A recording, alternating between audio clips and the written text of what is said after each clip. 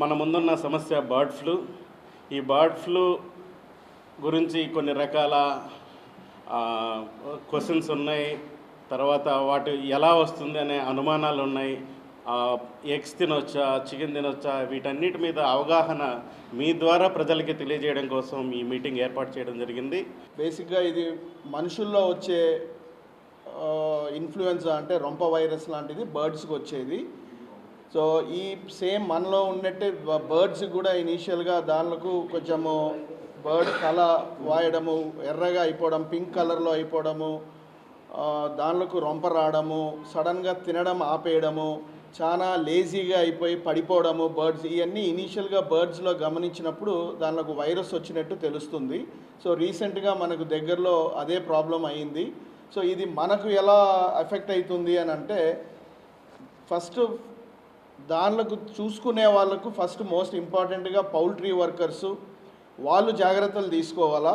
So వాళ్ళు gloves వేసుకోవడము, వాళ్ళు mask వేసుకోవడము ముందు వాళ్ళు పెట్టుకొని జాగ్రత్తలు తీసుకుంటే వేరే వాళ్ళకు రాకుండా ఒక ఇంపార్టెంట్ పాయింట్ ఒకటి మీరు స్ప్రెడ్ చేయాలా. రెండోది, ఇది అంత డేంజరస్ వైరస్ కాదు. ఇది మనం అనుకునే కోవిడ్ లాగా స్ప్రెడ్ అయిపోయేలాగా హ్యూమన్స్ అంటే ఇప్పుడు వాళ్ళతో ఆ బర్డ్స్తో కాంటాక్ట్ ఉండే వాళ్ళ ద్వారానే రావాల్సింది అది. అండ్ వాళ్ళ దగ్గర నుంచి మళ్ళీ ఇంకొకరు హ్యూమన్స్కి లేదా మనుషులకి రావడం అనేది చాలా తక్కువ. ఇది మనం అంత ప్యానిక్ కావాల్సిన అవసరం లేదు. బర్డ్ ఫ్లూ ఒకవేళ బర్డ్స్లో చాలా ఎక్కువైపోయి బాగా స్ప్రెడ్ అయిపోతే అప్పుడు హ్యూమన్స్ అంటే మనుషుల్లో వైరస్ ఎంటర్ అయిన తర్వాత, అంటే అది వచ్చేది బేసిక్గా మనం గాలి తీసుకున్నప్పుడు ఆ ఇన్ఫెక్టెడ్ మెటీరియల్ ఏదన్నా పీల్చుకున్నప్పుడు లేదా దాన్ని తాకినప్పుడు బర్డ్ బ్లడ్, బర్డ్ సెక్రీషన్స్ అవన్నీ తాకిన వాళ్ళు ముక్కు దగ్గర పెట్టుకోవడమో మొహం దగ్గర పెట్టుకొని వాళ్ళకు వచ్చి వాళ్ళు ఇంకొకరికి స్ప్రెడ్ చేయొచ్చు. So human to human transmission జరగచ్చు, బట్ అంత డేంజర్ కాదు అట్ ప్రెసెంట్. సో ఫ్లూ ఎక్కువైనప్పుడు ఆ వైరస్ షేప్ మారితే అప్పుడు ఒక డేంజర్ ఉందన్నమాట. అది కొంచెము కోవిడ్ లాగా కొంచెం సీరియస్ అయ్యేది. సో అట్ ప్రెసెంట్ అలాంటివన్నీ ఏమీ జరగలేదు. సో అది మనం ఇది కావాల్సిన అవసరం లేదు. మనుషుల్లో ఉండే సిమ్టమ్స్ బేసిక్గా ఏంటి అంటే సేమ్ రొంప, మెయిన్ కళ్ళు ఎర్రగా అయిపోవడం, దాన్ని పింక్ కంజంక్టివ్ అంటారు, పింక్ ఐ అంటారు, ముక్కు కారడము, దగ్గు. సో ఇవే బేసిక్గా ఫీవరు, బాడీ పెయిన్స్, బేసిక్గా మసిల్ ఏక్, మెయిన్ కండల నొప్పి. ఇప్పుడు చికున్ గునియా ఎలా వచ్చిపోయిందో అందరికీ ఒక శాంపుల్ లాగా తెలిసింటుంది ఎంత మసిల్ పెయిన్స్ ఉంటాయో, అలా మసిల్ పెయిన్ రావచ్చు.